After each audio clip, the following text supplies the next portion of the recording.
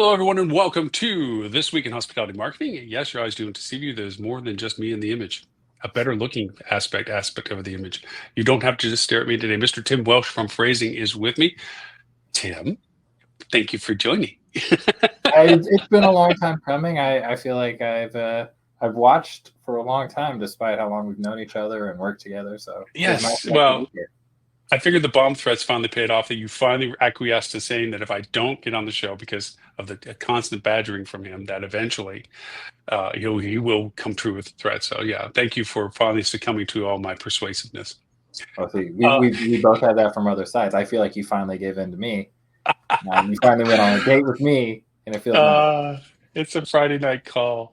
All right. So with that, to be said on the premise of this, it's easy for me to go over it when I talk about all the things we do on the show and we have all the conversations we have. A lot of the times that when I'm talking about things, it's really because Tim has and I have worked together for years, and he started phrasing and has been doing everything with phrasing.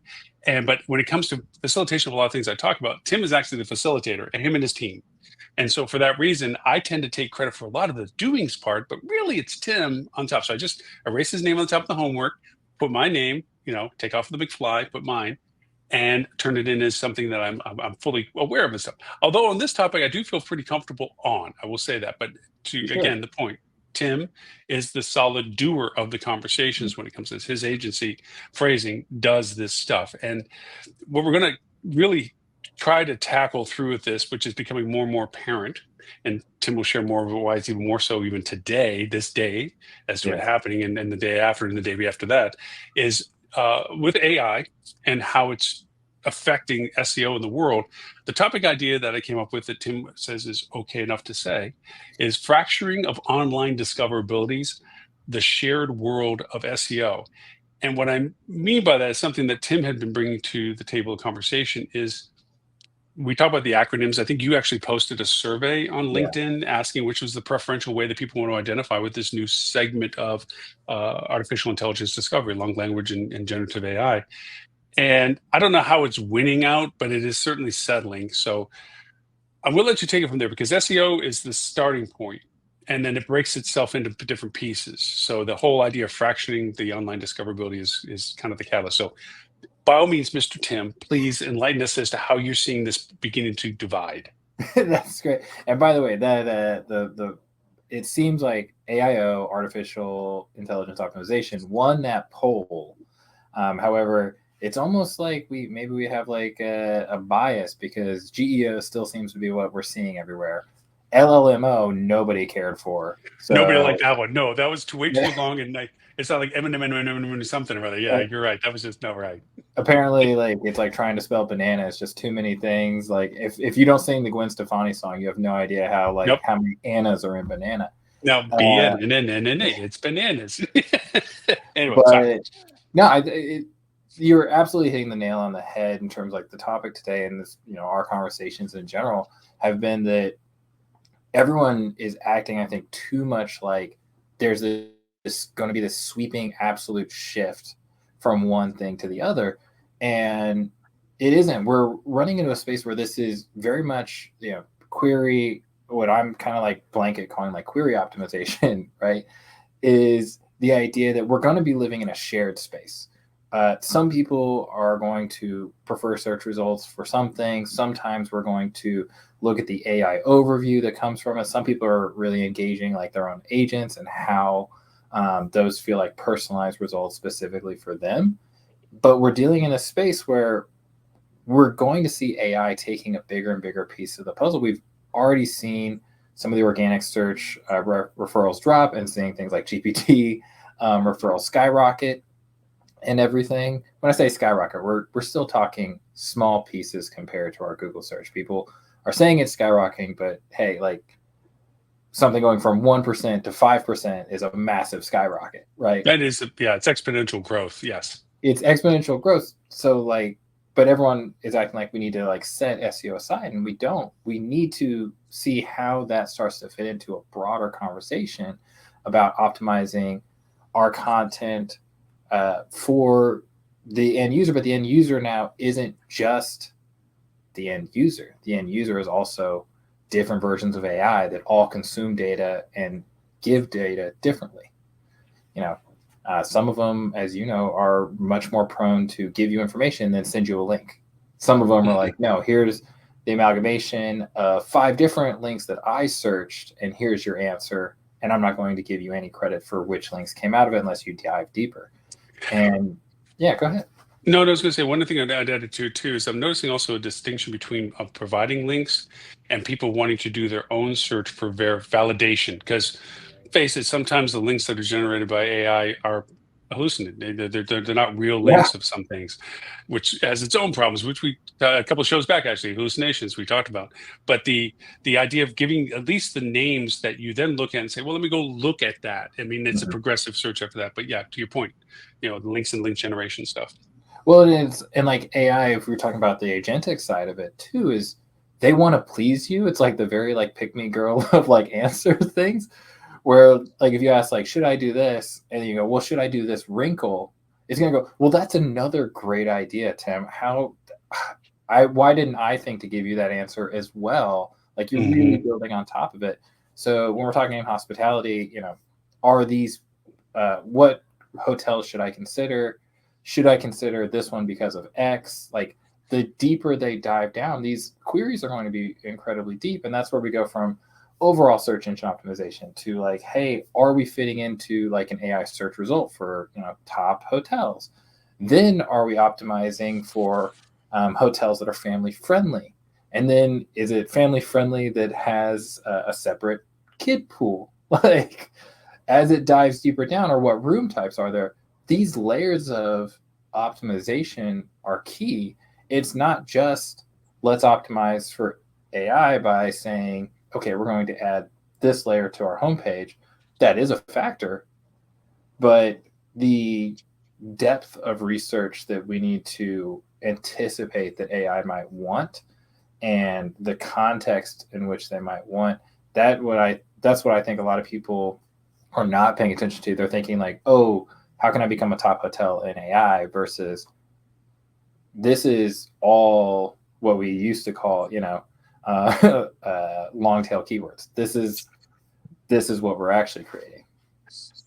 I would say I borrowed, that's a nice soft way instead of steal from you. I borrowed from you a statement you made about the fact it's about the story of the content, not the words used in the content.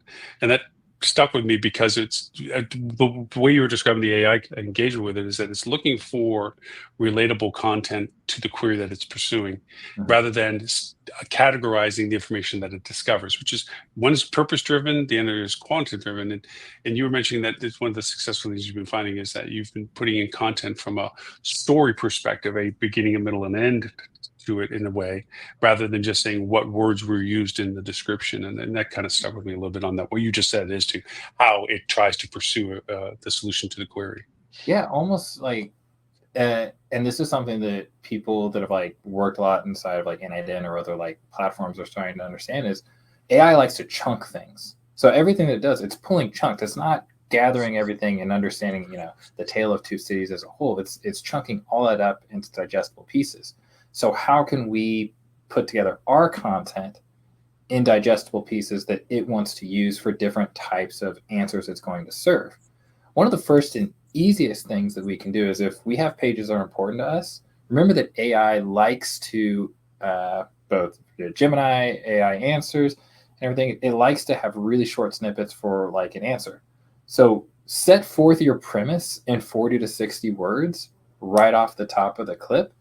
And it goes, that's an easy chunk for it to understand. It can use it in a snippet, but then it knows that if the queries dive deeper, this is where you're going to do. So it's not an H1. It's the idea of like, I'm going to set you a mini pitch. This is our, this is our meta description for AI, if you want to call it that. But Hmm. this is how we're introducing ourselves and the concept of the rest of the data that you might be ingesting. And of course, we're going to look at things like marking up that data. How do we mark it up with schema, which is good for SEO? We should have been doing it to begin with, but now it's like we know that AI likes to look at structured data, JSON data, stuff like that.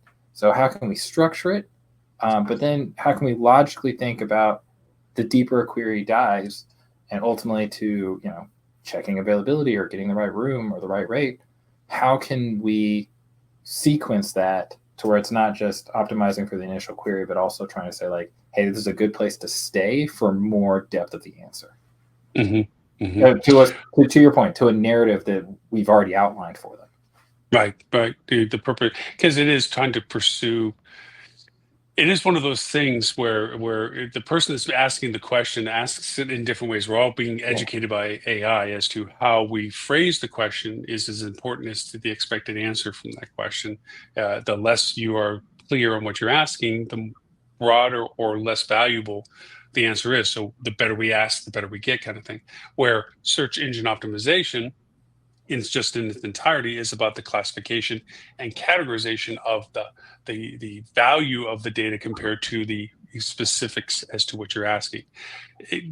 So SEO, we know that it's not going away. It is changing in the sense of its value relationship, because regardless of the incrementality of AI's searchability, it is not deteriorating. It's augmenting and shifting just the SEO value. What are the categorizations do you think are relevant to this fracturing of how people are, as you say, being discovered? Yeah, I've seen it online, and sometimes people are starting to separate the idea of like what GEO or AI, like all of these are kind of the next thing. So, firstly, like the very first part is you look at AI and like, does it understand your brand at all? Does it know who you are and what your core selling point is? Does it know that you've won awards? Like, does it understand you at all? And sometimes that's what you put on your site. Sometimes that's what other people say about you. And sometimes the latter could be more dangerous, especially if you've gone through a rebrand. And so it's seeing different things. Maybe you had an issue at some point with reviews and now you've squared that away, but it might not know that because like how much it indexed. So, right, like first of all, does it even know your brand and what you represent in general? Mm-hmm. Right. Second one, how much does it know about, for us, like our room types, our amenities? How much does it know about in depth about our service? Right? Are we limited service? Do we have free breakfast? Do we not? Because these are things that people are going to be asking it for. Mm-hmm. Do they have a pool? Do they have free breakfast? Do they have restaurants on site? Do they have a spa? How much does it understand that? So optimizing for that. And then of course, what are we maybe in context of the greater story? Right. So we have like what we are, but what are we in context? What are we close to? What are we, who is it kind of best for? Like, what is the area known for? Like, can we add context to ourselves that makes everything there? And then of course, like, how can they book with us? Like, what's the fastest way? Because if they don't have like a fast way to say like, great, all that about the property and where it sits is good, how do I book that room or the room type that's right for me? If AI doesn't feel like it has a good path to it, especially agents, then they'll go with who does. And we've seen that already. I said with like GPT that like Expedia is talking about really putting in their entire API for searchability into there. So we're looking at a place where OTAs might be trying to jump ahead of all of us, whereas we do have this opportunity now to try to optimize for that before an API through Expedia dominates the space. And of course, like GPT-5 just dropped. We don't know what all is going to be wrapped into that. That literally happened before we started recording today. So what that means for how people that are going to use that model are going to start to take stuff in. Obviously, GPT's agent mode dropped fairly recently too. Not a lot of people using it yet, comparatively. But what would that mean? You bring up the way you describe it's. I mean, I know we've had these conversations. We grind into stuff, so I got to kind of step back and just take it at what you're saying versus all the stuff we said past it in historical conversations. But the way you identified the progressive understanding of our product, I think, should be merited as to reminding people to say, look. As with anything, SEO included, NAP information, core information is a critical component to starting the conversation. What is your title, what is your name, what is your location, what is the fundamental functions of what you are? You're a hotel, you're a resort, you're a whatever, branded by name or whatever. And then you have the next existential relationship is, what is it that is you?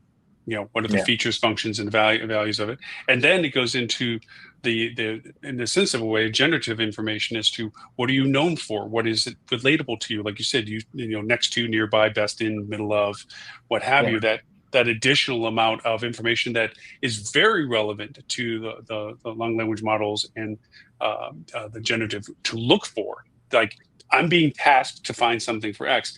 And I want to connect two conversations you had for two different reasons. One was room types. You kept referring to room types. Yeah. And I think there's a possibility people are going to dismiss the value of why you keep referring to them, in the sense of, it's not just saying I have two beds, two doubles, or a queen or a king. It's what is the value of the room to the user's interest in it. You have a wonderful, beautiful little girl, and you have to accommodate the fact that, as lovely as that is, doesn't mean that one bed is always the best Yeah. solution. Exactly. Like, it's, I was talking to someone. I am absolutely, especially with AI, we've become a lot more obsessed with the idea of room type, because in hospitality, I think we get so focused on them checking rates with us that we forget that rates only matter if we have the room type that they need for who they're Real traveling true. with, Real true. right? So, like, if you think of e-commerce, people don't, you don't search how many shirts are in large right away. You go, I like that shirt. Does it come in large? Yep. Right. So when people are like, I need a room with two beds that is near the ocean, or I need a place where I know that my toddler cannot sleep 5 feet from me while I'm on vacation with my wife, right? I need a door that closes. Like, I would like some There's some separation. things. There's some things like they might want. And if we're not paying attention to that, then when they're trying to decide, is this right for me? We're missing a massive opportunity in making sure that they know that our exact product is right for them. Mm-hmm. Like, a lot of times dates are flexible. We focus so heavily in hospitality on our need dates, but sometimes when people are planning trips, they're trying to decide where they go and what they might want to consider first, dates being lower on that list. And we think that, like, the idea of in an AI space where people are asking a lot more, that they might want those answers faster. Which place has 2-bedroom suites with a view of the ocean? Because I'm traveling with my kids. My kids have never seen the ocean, and this is going to be important. Which a hotel we have up in Oregon, right? They have room types that are specific for people traveling as families. They have bunk beds and stuff. They do a really good job of getting a lot of people that are traveling to that part of the state for sports tournaments. Do we not think that that is actually something that people, like, the competitive sports with parents, like, which is are good for? Look, I'm going to be playing here in this softball tournament, or my kid will be. Which place is going to not make me hate this trip as much when I'm not Yep. doing it? Like, does it Yep. have a pool where my kids can get tired? Does it have a restaurant for me? Does it have a room that is not going to be crazy on rates but has everything that I need? The context of it, and I think that room types is so important to people's context, and something that we so often don't focus on enough as a possible entry point. I know that we didn't directly, you and I, have this specific conversation, but I think a conversation I had is related to just what you said. When I was talking about literally this topic that you and I had about the identity of the inventory being so critical, I asked them to describe their hotel rooms first to a business traveler, then to a family. Yes. And the description is completely different. It is the same room. But to the business traveler, you're talking about multiple outlets, a large enough desk that you can have more than just a laptop. It has a comfortable swivel chair. Don't tell me that swivel chairs aren't fun for kids, but the idea that it's really more important for an office person that wants to have to work in the room or something, that there's a coffee maker that has more than one little pot of coffee for it. These little variations to what makes that travel experience unique for what they're traveling for is a completely different description model for that inventory type. And with our current booking systems, we have one description that's on there. And the booking engine is not on your website. The booking engine is elsewhere. So you have this opportunity on your website to expand the value of the inventory in a way that beforehand seemed a little redundant. If somebody came to your website and saw your description in one way you're describing it, it's for the benefit of a type of traveler, and then you keep augmenting it with other variations that are for other types of travelers. You don't have to. You could have other sources of this information without it being a long read for that room type. So yeah, it's a Yeah. huge point that you're making. And imagine like a space where treat these more like as you think like a one sheeter. Sometimes these pages, think of it as a one sheeter for maybe that's just well, most everyone that listens to this is marketers, so we know one sheeter, right? Yeah, no But a issue. one sheeter for this traveler type. Why would this traveler type consider you?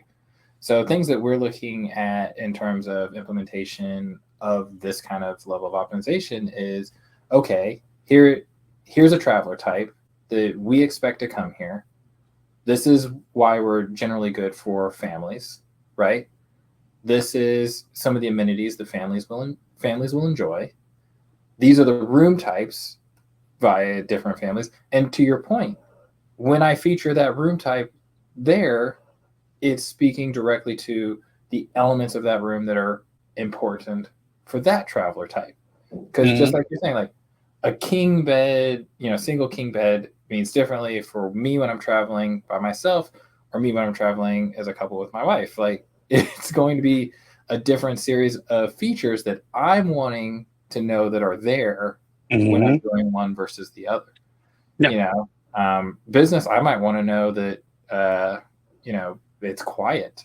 I might want to know, or if I have a baby, but like, if you have a child, you might want to know that the curtains are blackout, right? Yep.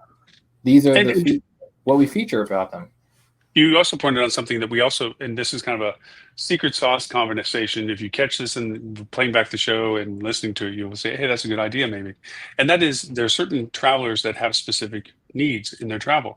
And we know about Traveling on the Spectrum. Myrtle Beach did a great video that got an Emmy Award for it on that what it means to travel with autism children and so forth.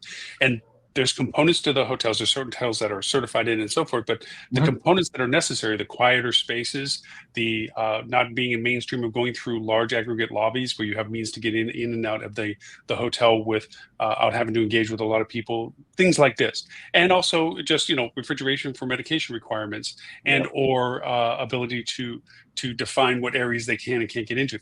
These are all things that aren't really generally present on a website and so forth. Sometimes you may make the effort to go over and pursue those types of markets and you're much more clear as to what you offer as services, but you can do that, and if you have them, without having to think that you have to create this whole segment of data to identify the value propositions that you have. These are little nuances that not everybody people travel for their own interests, and they don't realize that there's a variety of people that have different interest requirements. So, and it's all going to these massive encyclopedias that they're using. So the idea of like a deep link or something is actually really important these days. Like a lot of people be like, oh, well, I'm not going to do it because the idea that we'd rank for that is there's only so many people. Exactly the point. Yep. But we only have so many rooms, and like we're often forgetting that these can be differences. If you have enough things that make a 2.5% occupancy change, you're going to be pretty happy with what your aggregate occupancy growth is. And things like that. Pets obviously are another one. Foreign travel, so things that are friendly for people that aren't native English speakers or something like that. So are you multilinguals, especially if you're in like New York. We did that where we actually really grew a client that you and I worked on together, where we said these are the languages we speak, and we saw we saw growth from those places, where especially like when it wasn't just Spanish. We saw, like, oh, you also speak these Eastern European languages. We have them on site, and that was super helpful. But like, autism awareness and other things like that, like these are absolutely the idea that we can actually seed more information. And if you do a good job, create it. What you can do with AI in seeding it, some of that's a little bit secret saucy, like, right? And some of it's experimentation that we're all doing at this point to put those into there.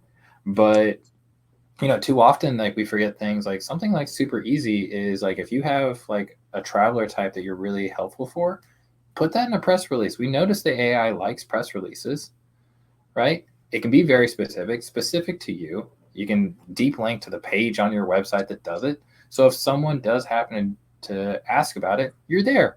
Put it in your social media. Look, TikTok, X, I call it Twitter out of spite.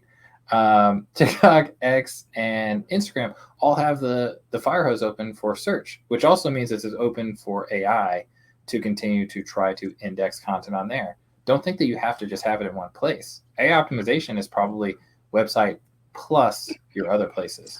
Well, speaking of which, we have to have you back to talk about Instagram at another time because that's blown up in lots of different ways. But strangely enough, out of the categories that you defined with me as we go through this conversation, we've only hit the first one. We have four more to go in that sense.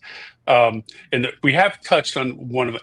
And we agreed on this in principle because there is a distinction. I know that I've tended to lump two of them together. I've really latched onto the acronym of AIO, of artificial intelligence optimization, and I kind of I kind of lumped in something that you're pointing out that is actually a more segmentable conversation to maybe support the GEO, because for all of us have been doing this for a while. GEO is geography. Sorry, geo targeting, geo is geography, and the fact that it's being stolen for generative engine optimization, that's where you had your survey go out, where it's like, hey, is it GEO, AIO, and I think AIO for AI, but there is a bit of a conversation that generative is different than just saying AI or that optimization. There is a separation of sorts. Do you think there's enough to call it differently, or do you think that they're just? What are your thoughts on it? Because we talked about categorizations of how this is getting splintered. I like it, and I think that we've talked about like the splinters of it. It's easy to look at like GEO, like generative like engine optimization, and kind of like the broad stroke of like AIO, which sometimes is talking about like a more in-depth version of general generative more in-depth AIO. So GEO, it knows that we exist. AIO, it knows more about us, right? Good way of doing it. Yeah, I like then, that. Like there's the idea of like AEO, answer engine optimization, which is okay. The first two are almost more built for like agentic approach to like how you're interacting with it, right? But what happens when we're trying to look more just like the search capabilities, like just the engine, right? So whether it be in Llama and you're popping up in like an Instagram search result for like a summary of what it's talking about, or the AI overview in Google, so those like just base level answers that aren't necessarily an in-depth conversation. They're just giving the answer into there. Are we optimizing for that? And I do think that that's different because that's less conversational and more kind of like generally authoritative, I would say. Yeah, I had a hard time when we first talked about separating the concept of answer engine optimization until we were talking to you. You were describing it pretty much the way you just did, in saying that this is about respondents to, because my thought process with AnswerBox, which I always still refer to as Google Zero, but just AnswerBox, is that you're actually allowing now more generative to determine the question queries that come out of the box more so than what was generated from the content before. But to me, it was like, if you're good at SEO, you're going to show up in the SEO box, in the answer box, and you're the one that really started chipping away that perspective to me, because it isn't just about how good you are in SEO. SEO is the catalyst of discovery of the content, but the content may not be relevant enough to be in part of the answer query. It's not. It's accurate. But you gave an earlier example of, an award. Is the award related to service? Is the reward related to location? Is the award related to community contribution? Just having an award doesn't mean that you show up better for the best rated hotel. That's an SEO conversation as to how that relates to it. But in the answer box, there's a huge different relevance to it, because the award may be tangent to what the query is, and the answer box knows that award is for the relatable. And now all of a sudden, you wouldn't show up in the SEO value for that award in context of consumer sentiment, but you do show up in the answer box because it's related to the query about community involvement or sponsorship and award for an event, and the event was the query. then you show up in the answer box. So you really kind of show me there is that fractional difference between the SEO discovery value of an answer box versus the using aspect of the answer box. So I do accept that AEO is a viable Yeah, angle of SEO. and to that point, like especially talking about awards. So this is actually do this little exercise if you're like anybody listening, and I'm sure many of them are, of what's the best insert your brand hotel or resort. See what comes up. One of the things it's pulling from is what it sees in awards, and those awards have to be listed on your website and content for it to care about it. So sometimes it'll pull, like if it can't find something along those lines, it'll pull in some level. So if you put on structured data for like your review ranking, sometimes it'll pull that because it doesn't always marry those perfectly together if you don't like give it a roadmap to it. But you'll start to see that it goes, oh, this one's one of the best because it has a publicly listed award for this. And then of course, is it guest services? Is it that? You know, who has the nicest staff? Who has the best staff? It might look at reviews. It'll definitely look at reviews if you tell it to. But then it'll look for like guest satisfaction awards or something like that. So that idea of put a lot, but then put it all in context of what you think, because it's going to look for things to put into context of all these. And what it's going to do that generally, SEO doesn't do is it'll pull from 3 different pages to give the answer. Whereas, SEO is here's the page with the best answer. Right. I know that we kind of pushed over the GEO AIO separation to a degree. I don't want to lose it too fast because it is a hard one to grasp the variant differences between, because I still struggle with what I think I'm looking at categorizes under. Was that a more GEO perspective opportunity, or was that more of an AI perspective opportunity? So here's go. my general rule for this one. I'm doing it in my head. GEO is the first question they ask the agent. AIO is every question thereafter. That's Okay. how I'm approaching it. That makes sense. Actually, it makes sense because to me, following what you just said is categorization. GEO is the discovery function. Right. It's the content discoverable? Is it findable? Is it something that can be used in the discovery of it? And then the IO is how does it get used once it's been discovered? And you're doing it the same thing. It's like here's the first thing is what is this, and the second thing is what's the better or what's the variant or what's an improvement of what I just found. Think about like, okay, I go into like GPT and I go, what are the top hotels in Fort Myers Beach or on Fort Myers Beach before anyone comes to me in the comments? Fort Myers, right? And all of a sudden, boom, it gives me 5, right? You go, and then I see that's GEO. I listed in that 5, fantastic. I go, of these, which are good for group travel?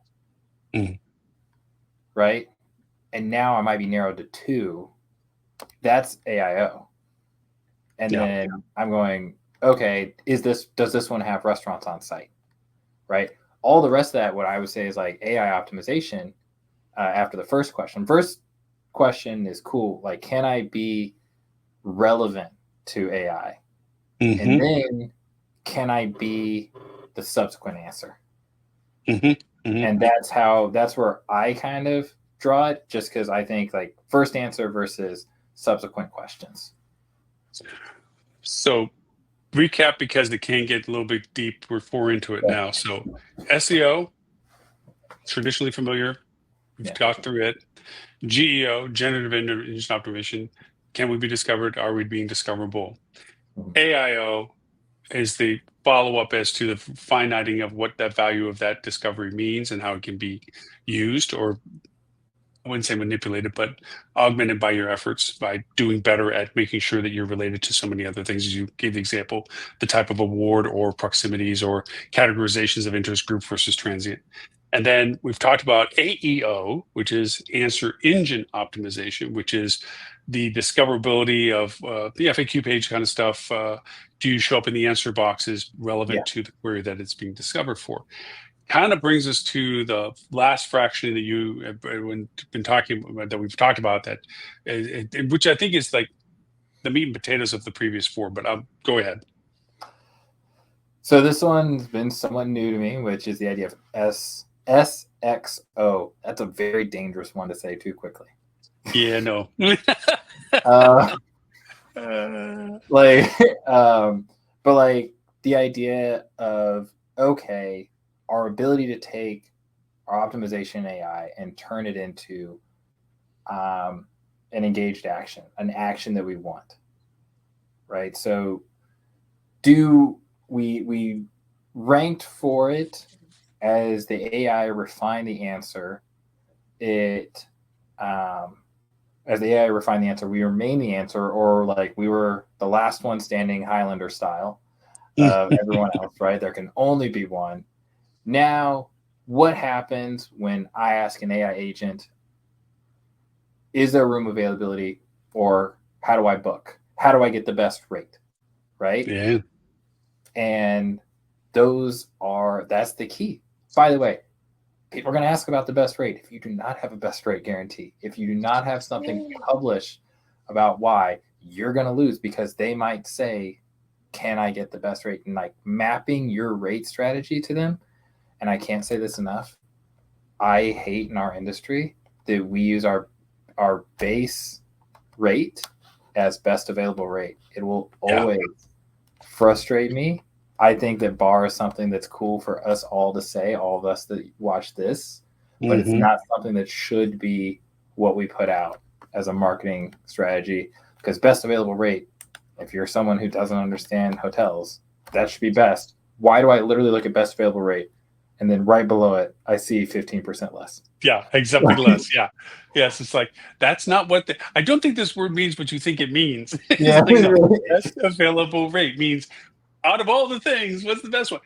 But you do make it is brilliant. We are always amazed at what gets produced when we use long language models and generative and so forth. We're like, oh my God, that's enough fast and everything. That's been the off factor of it.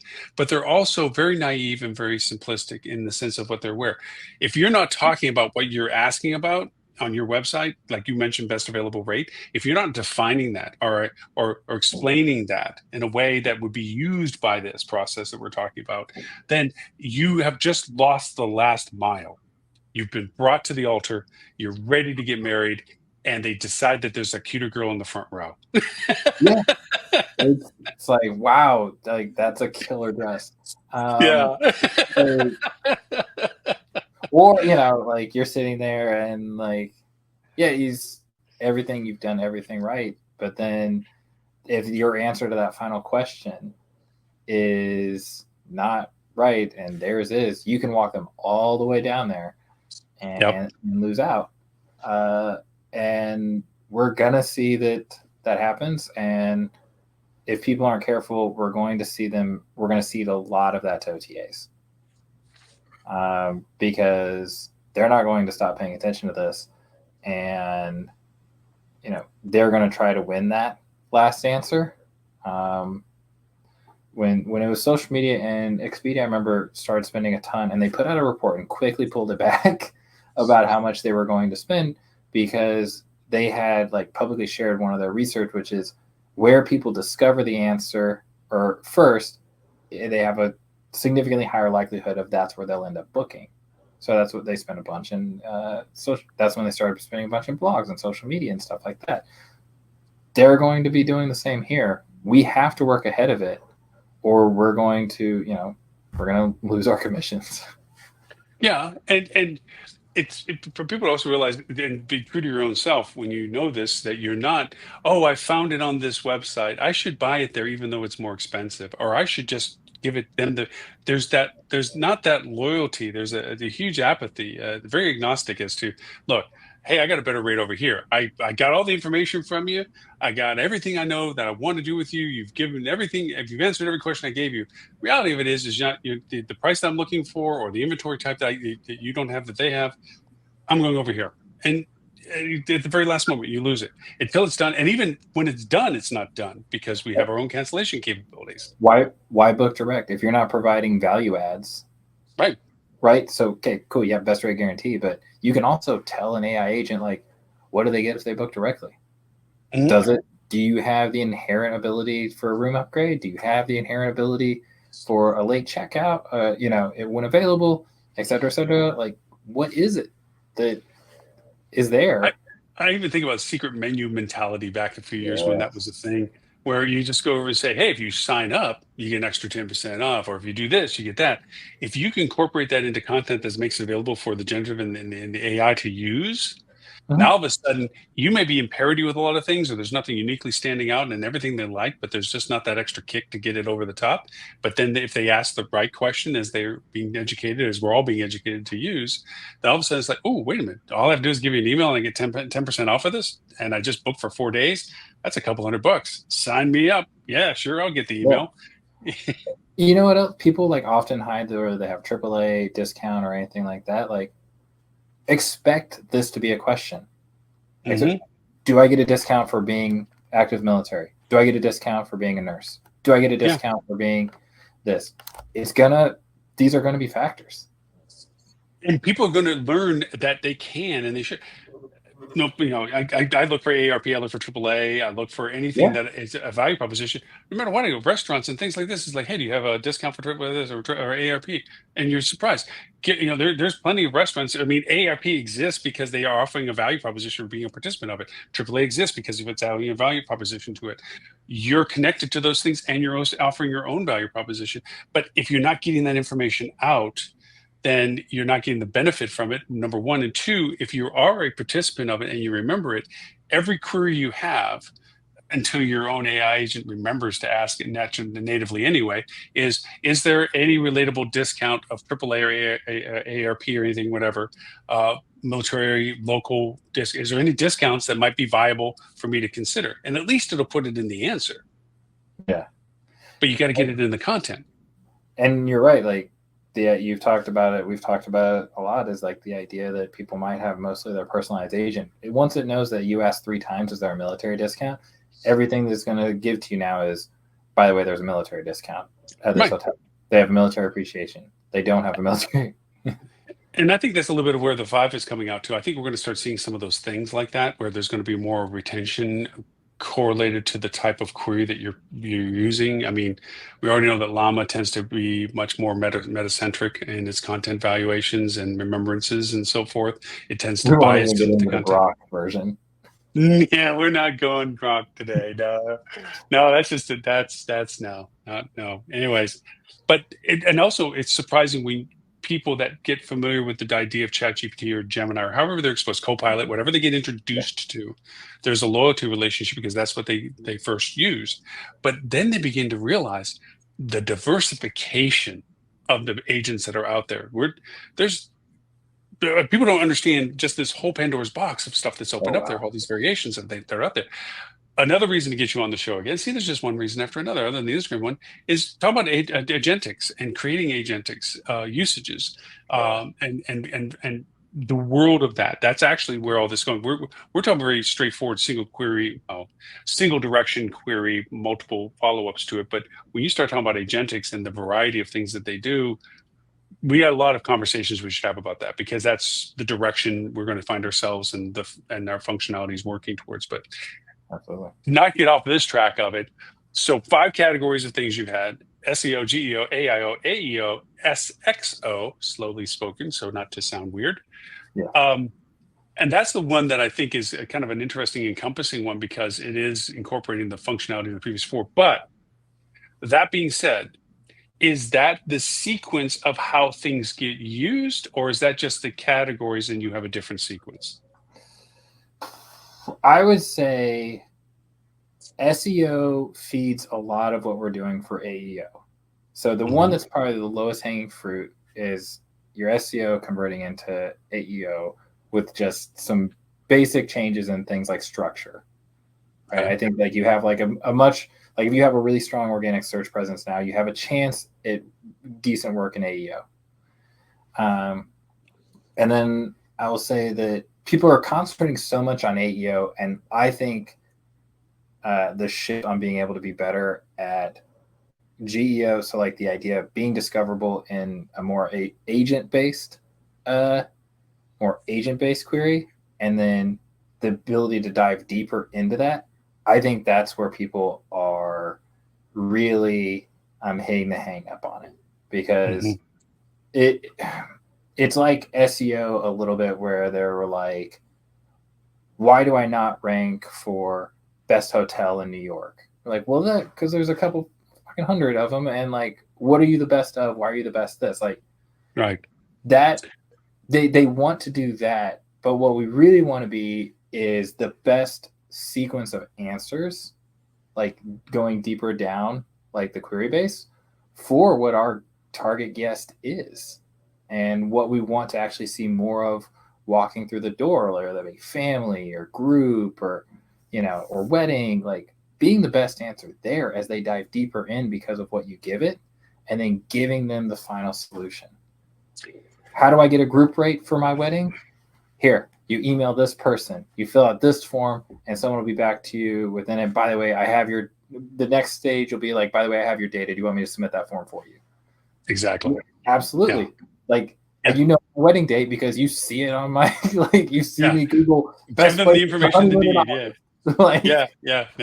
And it's funny you say that, and it just made me think of something else too. Is that we've abused over adjectives for so long. It's constant, and so we see, to the point of blurring it out, just white noising it now, the best of such and such. We don't care. It just, okay, they're telling me that they're the best. We make jokes lots of times, like voted number one. Why? By your mother? Your mother voted you number one? Because there's no validation process that substantiates that.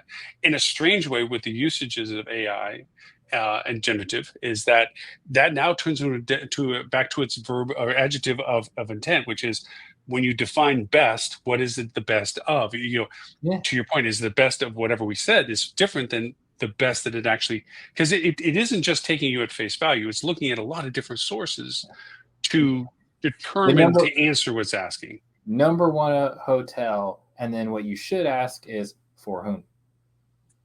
There you go. And if you don't have an answer to that is indexable and can be used as an answer, you are part of the problem. Yeah. And that's where we're going to find this huge value proposition. And, well, I guess the easiest way to say is we better start slating out a few weeks of coming back and talking more through these things, because what we're talking about today, tomorrow might be different, because, like I said, 5 just came out this week.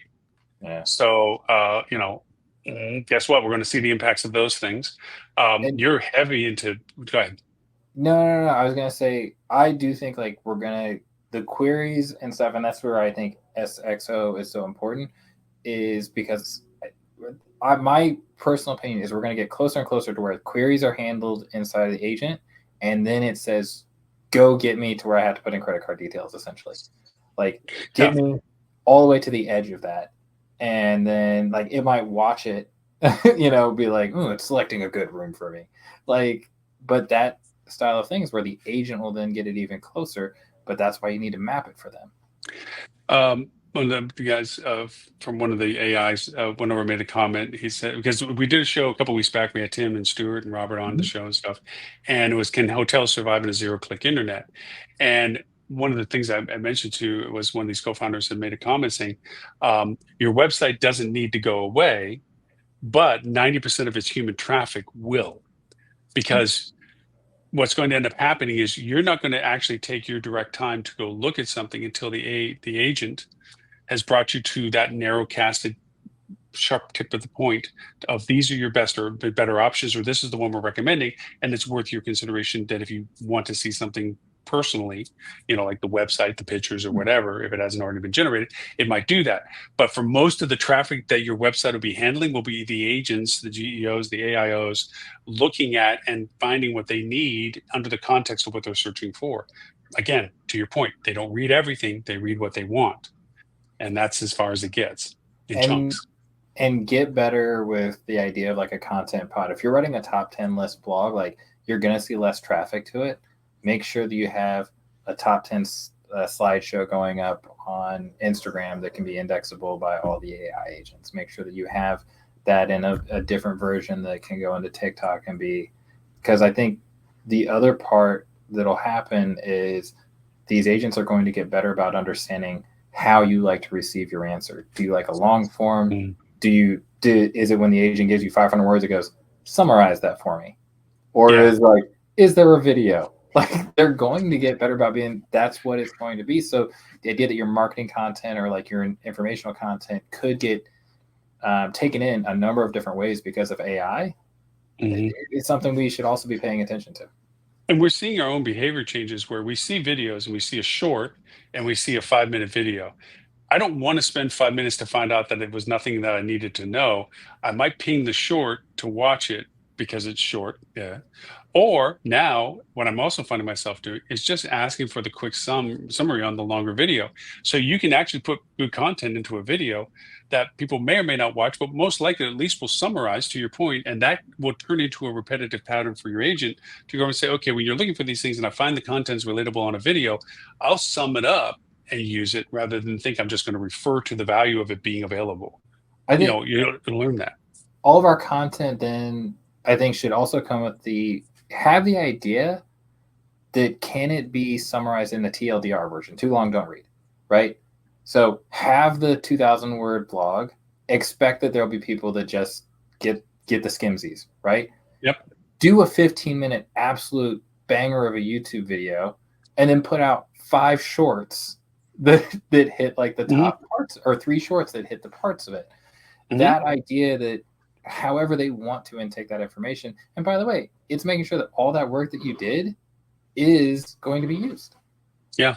Hey, I mean, even now when I see videos and for the better videographers that put it out there, they'll timestamp their highlights and I'll go through and I'll hit the timestamps. Which is indexable. Yes. And the part is right now I'm unlearning the way I used to use them. I'll look at a video, I'll see that they have them time indexed. I want to look for either it's a product review or a statement or whatever it is. If they indicated it correctly, I'm like, oh, and I'll hit the timestamp. And that's my way of short circuiting watching the whole video. Okay. Mm-hmm. Now I'm learning it's like I can just hit the AI, go, tell me what I'm looking for from, I want to know about this product. What did this video say about it? And it'll just take it and give me in a single statement. And you're right. If it's too long, I'll say summarize it or give me the top 5 bullet points, whatever, depending upon the product. And we're learning to abbreviate. So we're actually answering our shorter attention spans, but we're willing to accept greater content to do it, which is an evolution for what we're doing. But it is unique time. But we always, and that's, I think people need to remember, like, we keep saying that our attention spans are crap, and they are. Like, we scroll through things at 3 seconds at a time, but also the viewer rate on long form video is up for people doing it well. Like they're seeing that people are sticking around, but you have to be sticky. You have to have a reason. And, like there's all these podcasts that are video podcasts with chapters. People are going through, I don't do it, but like Joe Rogan's 3 hours every week, and people find that time and then mix in 3 other podcasts on video, and they'll do the same for like usable content. Because they'll put it on and be like, okay, this is just what I watch on my commute, or this is what I watch here. And we're also, as we're getting more data flooding into what's available to us, and it's AI generated, and we also know that not always that is AI accuracy, and so there's a lot of content to it. We're beginning to only want to legitimize our sources of information from the shortest point to point that we can. We don't want to go through a generalized news source, then a secondary news source, and because we know that there's always influences as to what gets produced and doesn't. We're doing the same with our own research for our own marketing requests. Just like we're talking about the hotels, there's the marketing message where we were used to the white noise, best of, super fluffy pillows, oversized rooms, verbiage we've given people for all this time. And then there's the more concise consumer related content that's more specific to the user, saying what they thought about it. And we know they're not the same person as us, but we do listen to it because it was a first person experience. Then we see what the property says specifically about itself and an authoritative source. Hopefully it's website, hopefully other sources. We've talked about those, and that validates the accuracy of the information of that is there, the name and address, phone number, who they are, what they are, kind of stuff. And then you have all the other aspects, which is what people are engaging it with, and which you're talking about is the discoverability of not just the SEO, but the GEO, the AIO, and what have you. That data begins to have its usefulness in that. I just had a quick thought. Counter to oh boy, it's thundering and raining right now, so we got cute puppy. You have your cute puppies in the back. I got mine now. So, which is something that is counter to what people have said before, which is get caught in the minutia, get caught up. Recently, just did like a family trip to the Kempton Seafire down in Grand Cayman. Wonderfully managed property, by the way. If that person watches it, your staff is killing it. Like fantastic operations.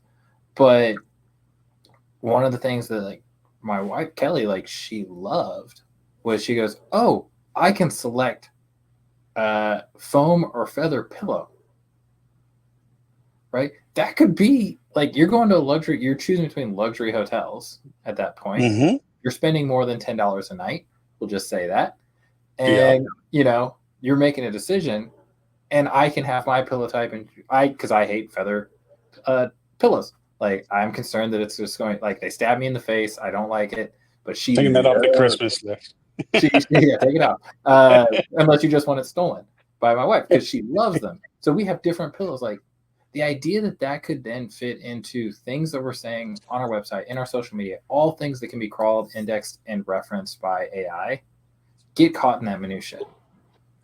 Get caught up in the minor details because we don't know which it is. And with these much more sequential line of queries, there's a much better chance that those details rise to the surface. No, it's very true. It's been too long for us to have these kind of show conversations, to be honest with you. We need to do more of them. We have our conversations all the time. Yeah. But it's usually specific to task or project or whatever have you. But just to be able to openly talk through or we're thinking process of what we're doing. Yeah, well then that's true too, because we're not always we don't always agree on stuff, but when we do, it's usually when it's off camera. But no, it's we need to be, because as we said before, these are interesting times because what's working now may not work next week. And how it's being done now may not be how we do it next week, obviously. So this is an ever-evolving thing. It reminds me back in the days when SEO was first a thing, when digital marketing was still the fraction that AI is compared to SEO. It's in the single-digit number influence factors on certain things. I think it has a larger traffic influence, but I think from a perspective of percentage of usages, I think we're just at that beginning level of exponential growth for it. But we'll bring back more. It's hard not to talk about it without falling into the groove of things we already know we've solved. We rabbit hole a lot, and like all the different ways like we're attacking this. Like we broke down all 4 or 5 here, and it's like, now do you want to see what code we're using to I was about to say, because each one has a solution. SEO is a little bit more not so secretive, but with the GEO, the AIO that you're doing, the AEO even that you're doing, I mean, SXO is more of a strategy overview about how all the others integrate than it is its own entity of function. Although, to your point, it has to be the overview of how you do the other stuff. But the GEO is a functional interaction capabilities, the AIO function you have for capabilities and so forth. So for that in mind, because we did show you there's a distinction, even though Tim and I do things together, phrasing is his, where if people want to connect with you, can they find you? What's the best way? How do they find you? All that kind of good stuff. Honestly, bother us on, check out our website, bother us on social media. So website is phrasing.agency, because I'm a big fan of specialized TLDRs. And then on all the social media, it's literally at phrasing agency. And it's usually me or one of the other 2 members of the team that mess around with that answer it. Honestly, you can message me there. Like anyone that wants to email me, they can. It's not hard to figure out. Tim@phrasing.agency. So like I love to have these conversations. I love to talk about what we're doing, and it's fun to have a nice agreeable conversation today, but sometimes I enjoy the ones where we're contentious just as much. Where sometimes you and I are saying that text afterwards, like we're still good buddies. Like Yeah, we it's still, okay, right? yeah, Christmas is still a thing, right? yeah. Like, it's like dinner's still on, right? Right. Remember that. No, it is good. And there are as I'm going through these conversations, like, man, there's just so many things. I think it would be a discredit to all the things that you've shown me about with AI and RAG generation and just agentics and AI generation. I mean, you're the function. I mean, I have this idea and I piece things together, so forth and so on, and then I bring it to you, and you're already like, well, yeah, we already have that doing this. This does that, and I'm sitting there going, oh man, so if we took that, we could add it to this, and this would do this. Like I said, it would be a good conversation to have. The hard part is drawing the line of sharing shit that other people can do and just sharing the knowledge of what can be done. Yeah, Um, gave a keynote on building people's own agents for travel the other day, mm, and there was two people that had questions, and a lot of people that were like, wow, yeah, I know. It's "That when they seems start like a realizing, lot of a thing." It's yeah, like you think that like you want to like build like your own watch, and then you pull off the watch and realize how many small gears there are, and you're like, "That's good." yeah. Like, Yeah, I like it. I like it that it goes ticky ticky ticky. I don't want to know how it does ticky ticky. Yeah, but it is true. And some people just eat it all up. I mean, you're one of those people that eat it all up, and you got great team members that do it as well, where you're breaking it down because it is one of those things that you have. But you're always good with bots as well. yeah, And you had the ability of doing workflows that were just mind numbing. Like, wow, I didn't even think that was a variable. Anyway, so I think all that's that being probably said, what's helped me. That's probably what's helped me the most, like with my team. In all honesty, like, is I was so obsessed with like the idea of conversational workflow, with Mhm. doing like automation via like social DM bots and stuff like that. That when it came time to like do automation and trying to like sequence that from a question standpoint, when I started to partner it up with like Brandon, who's like super techie on the team, Yeah, he's like, that's great. How can I write it in JSON code and pull it from an API to format it for you? And I'm like, that's the you that's question. you. That's That's you. Then. Yeah, I had that sequenced in my head. Now you understand that it has to pull it a different way, structure it into like this type of JSON, then move it into like this time it's JSON in one flat object, and this time it's JSON in separate objects, and like why we do that. yeah. And that's been, diving deep into that. And again, we can probably talk another time about agent development and what people might want to use for I think we themselves. should. I Like think even just element about the walk, possibility of what crawl, we could do. run, or crawl, walk, run versions of that. Yeah, I mean, because but as you're talking about with Brandon, I'm thinking about, it's like, yeah, but I'm the one that comes to you saying, listen, if I get some moon dust, can we make teddy bears out of it? And you're like, well, we're gonna get the moon dust. I'm like, that's you. Technical questions roll downhill, right? It does, doesn't it? It's Right? like you're like, here's my shiny thing, and I'm like, do you know why it shines? You're like, your job is to tell me why it shines. Why is it shiny? I And want to go then get the shiny. and I go, well, this is how reflection works. And then I look towards Brandon or Tony, and I go, all right, but what chemical makeup makes a reflection How reflective? can we make a mirror? Okay. And then there's like Aaron, that Yeah, we work with, and he's like, by the way, here's all the data behind everything that's been reflective over the course of yeah, history. yeah. It is a unique mix, but all said and done, we have to have more conversation because I think as these things are changing as they have been even in the past few weeks, what we first talked about 3 weeks ago to where it is now, 4 weeks ago to now, it's going to keep going on. So more of like, if you get the time, let's get together, let's talk through some of this stuff, because a lot of it sometimes really the value proposition out of most of this is for people to understand the awareness of this, Yeah. just to be aware that this is a possibility, that it isn't just whatever people present to you. We see so many services out there that push out, and everybody that watches the show knows I will be very quick to point out the carpetbagging, smoke and mirror people that are out there. And there's a lot that you look at and go, wow, that's just, what is that? It's useless, or it's not useful, or whatever. The worst thing you could do is do nothing. The next worst thing you can do is spend a lot of money on something shiny you don't understand. Yeah, no, good point. Good Like, point. so it's like worst, do nothing, be caught in the dust. Second worst, someone selling snake oil for a very high price. Yep. If they promise you the moon and stars for it, it's just like SEO back in the day. If they're like, I will rank you number one in everything, Yeah. run. Yeah. Like, Don't even listen to the rest of the if sentence. they can't tell you the rest of the process of how they're attacking each of these sequentially, and that's what I think is Yeah. good for like what we do, is we can tell you that. Yeah. And mostly we can tell you because I'm not super concerned either that you're going to exactly recreate it, because there's a believe lot me. that went into like the recreation. Yeah, but I'm looking at some of your workflows and I'm like, yeah, it's nice that you see how it works, but it doesn't mean you know how to build it. Okay, we're at that around-ish time. So just a reminder, everyone, for those that aren't already watching live and what have you, that we do rebroadcast the show 11:30 a.m. Sydney, Australian time for our APAC friends, Wednesdays, and 11:30 a.m. London time for EU and Mideast friends. We also retranslate it 11 languages. So if for some reason Tim and I talk in weird languages of English and you have a different one, which we base the languages on the popularity of the volume of the geographies of people that are watching. So strangely, right now we have a strong Filipino, we have Japan, South Korea, we have Hindu, we have French, German, Spanish, definitely, Italian. It goes in and out, Italian a little bit, and so we got lots of fun languages for subtitles and so forth. If you do have any questions, whether to be Tim or myself, you can always reach me at Loren at hospitalitydigitalmarketing.com. If you have an audio question, you reach me at hdm.news/talkback. You can go over and give me an audio question or answer a question that we have there. And if you want to get more conversation to us or join us, mention it in an email. So with that, Mr. Tim, one of many to come, thank you for burning off an hour of time with me for that. And I'll drag you into another conversation real soon. Sounds good. I appreciate having me on. Talk to you all soon. Bye, Mr. Tim. I'll talk to you real soon. Talk to you very soon.